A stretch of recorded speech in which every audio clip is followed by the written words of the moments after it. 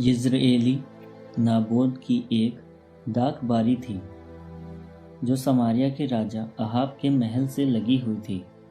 Ahab ने किसी दिन नाबोत से कहा, अपनी डाक बारी मुझे दे दो, मैं उसे सब्जी का बाग बनाना चाहता हूँ क्योंकि वो मेरे महल से लगी हुई है। मैं उसके बदले तुम्हें उससे अच्छी डाक बारी दे दूंगा, या यदि तुम चाहो तो मैं तुम्हें उसका मूल्य चुका दूंगा। किंतु नाबोत ने अहाब से कहा, ईश्वर ये न होने दे कि मैं आपको अपने पुरखों की विरासत दे दूं।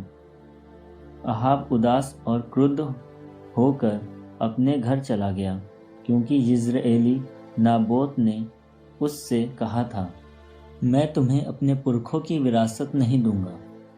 उसने अपने पलंग पर लेटकर मुंह फेर लिया और भोजन करने से इनकार कर दिया। उसकी पत्नी इजेबेल ने उसके पास आकर पूछा, आप क्यों उदास हैं और भोजन करना नहीं चाहते? उसने उत्तर दिया, मैंने यिज्रेली नाबोत से कहा, रुपया लेकर मुझे अपनी डाकबारी दो, या यदि तुम चाहो तो मैं उसके बदले तुमको एक दूसरी डाकबारी दे दूंगा। उसने उत्तर में कहा, मैं आपको अपनी डाकबारी नहीं दूंगा। इस पर उसकी पत्नी इजेबेल ने कहा, वाह, आप इज़राइल के कैसे राजा हैं, उठकर भोजन करें और प्रसन्न हो। मैं आपको यिज्रेली नाबोत की डाकबारी दिलाऊंगी।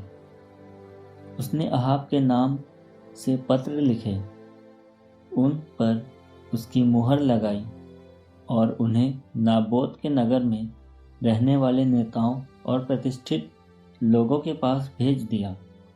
उसने पत्रों में ये लिखा, उपवास घोषित करो और लोगों की सभा में नाबोत को प्रथम स्थान पर बैठाओ। तब उसके सामने 2 गुंडों को बैठा दो जो उस पर ये अभियोग लगाए कि उसने ईश्वर और राजा को अभिशाप दिया है। इसके बाद उसे नगर के बाहर ले जाकर पत्थरों से मरवा डालो।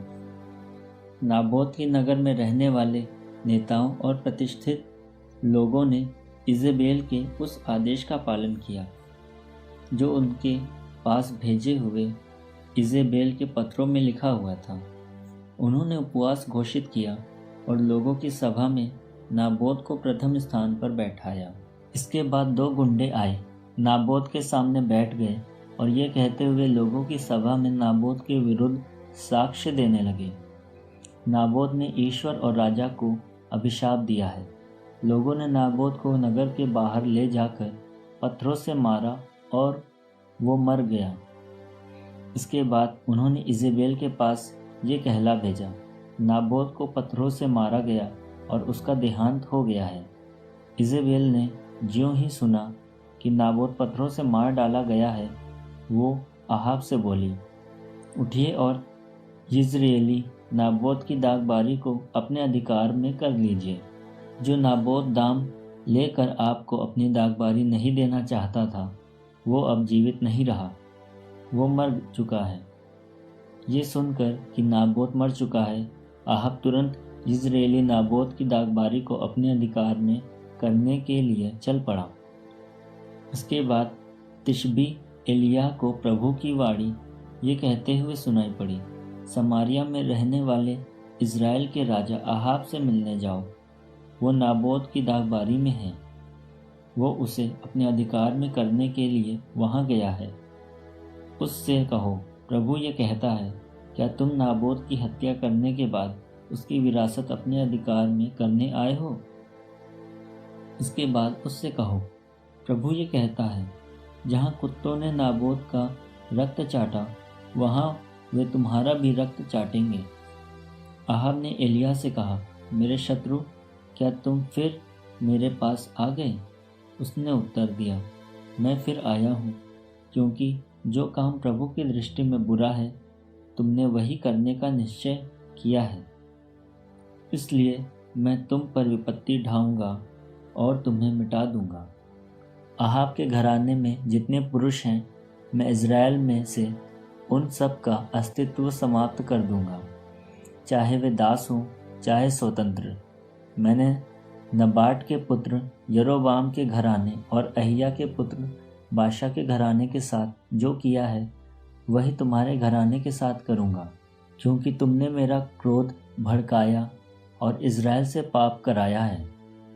इजेबेल के विषय में प्रभु ये कहता है, यिज्रेल की चार दीवारी के पास कुत्ते इजेबेल को खाएंगे।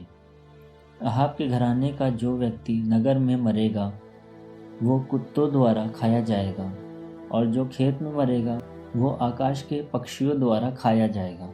अहाब की तरह कभी कोई नहीं हुआ, जिसने जो काम प्रभु की दृष्टि में बुरा है उसे ही करने का निश्चय किया हो, क्योंकि उसकी पत्नी इजेबेल ने उसे बहकाया था। प्रभु ने जिन अमोरियों को इज़राइलियों के सामने से भगा दिया, अहाब ने उन्हीं की तरह देव मूर्तियों का अनुयायी बनकर अत्यंत घृणित कार्य किया। अहाब ने ये शब्द सुनकर अपने वस्त्र फाड़ डाले और अपने शरीर पर टाट ओढ़कर उपवास किया। वो टाट के कपड़े में सोता था और उदास होकर इधर उधर टहलता था। तब प्रभु की वाणी टिशबी एलिया को ये कहते हुए सुनाई पड़ी, क्या तुमने देखा है कि अहाब ने किस तरह अपने को मेरे सामने दीन बना लिया है?